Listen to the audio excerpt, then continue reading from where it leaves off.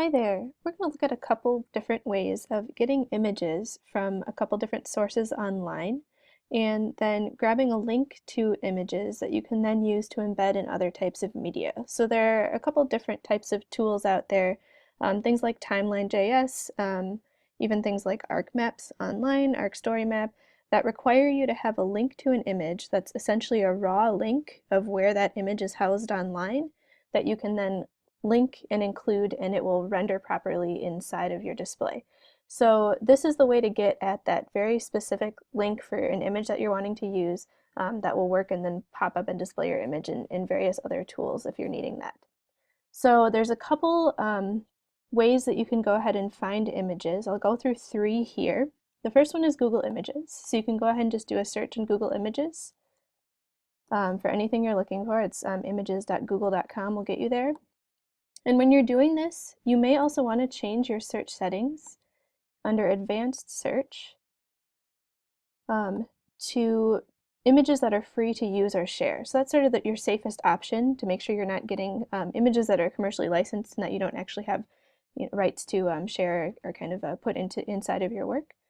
And then go ahead and hit search, and it should show you some different images that you can use. If you pick one that you like, go ahead and click on it. And then the link that you're going to want to grab is if you click View Image here, this is the link that you can use to link directly to this image, and that is what will allow you to embed this image inside of other different types of widgets and tools. So this link that is the one that you're going to want to grab. There's nothing like this, nothing up here. It's this direct link that you get after you click on View Image here in Google Image Search. So copy this, and you can paste it into your tool of choice to embed that image. Okay, so that's Google Image Search. The next one I wanted to show is Wikimedia Commons. And this is a really great site for sort of crowdsourced images. A lot of different cultural organizations are also putting images here. So this is a very becoming a pretty reputable source for images that are sort of shared in common and available in a commons. So here you can just go ahead and search again. And if you find something that you like, go ahead and click on it. Now the trick here is this link to this image likely will not embed well in an external tool. So you don't want to just copy this link right here. You'll notice that this image is being displayed in a really nice photo viewer, which is great, but that doesn't really help us actually get at the core link to this image that lets us embed it in other external tools. So what you're going to want to do here is actually click and disable Media Viewer for the Wikimedia Commons.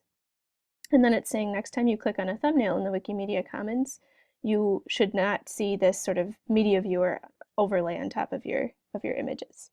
So go ahead and I think the easiest is to click the back button here. And you'll notice that if we click into the image again, we get a little different experience. We're seeing the image right here, and we're not seeing it pop up in that media viewer overlay. And so that's good. It's because we've disabled it here. Now you can click on this image directly, and it will show up on its own without that extra, different fussy settings around it.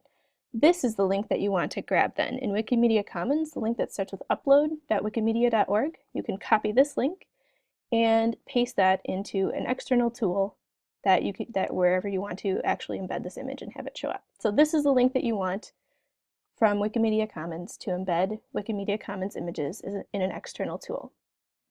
Okay. Your final option for images, if you really have, as sort of a last resort, is if you find some image elsewhere online and you think you have the rights to use it, or you know you have the rights to use it, so don't go grabbing people's proprietary work or different things like music album covers or things that are sort of traditionally copyrighted. Steer clear of that, but older works and works that you know you're able to use, you could go ahead and grab a screenshot of that. And then you're going to actually need to put that image somewhere yourself that you can access it. So sort of host it in a place that it can then be drawn upon and embedded into a different media viewer. So to do that, I would actually recommend Dropbox. And you can create a free account in Dropbox. And then the nice thing here, they already give me a couple sample photos, so we'll just use those. But you would upload your photos into Dropbox. And then all you have to do is pick the photo that you want to share. Click on it and choose share. So by default, Your photos and things in Dropbox, other items in Dropbox, aren't available to the world and aren't, publicly accessible. But if you go ahead and click this share button here, it will give you a link to this file, and this link will let anyone see it and share it. And that also means that if you want to embed this photo in some other type of media display or some other type of tool, you can do that and it will show up. So this is the link that you want to grab in Dropbox, and you can plop that into an external tool, and then that will show up inside of that tool. Okay, so we have 3 ways of grabbing images: Google Image Search, again, where you click View Image here and grab that link; the Wikimedia Commons, where you grab this upload link; or Dropbox, where you get the share link and you can embed that. 3 different ways of grabbing images from online and putting them into external tools for embedding. Thanks.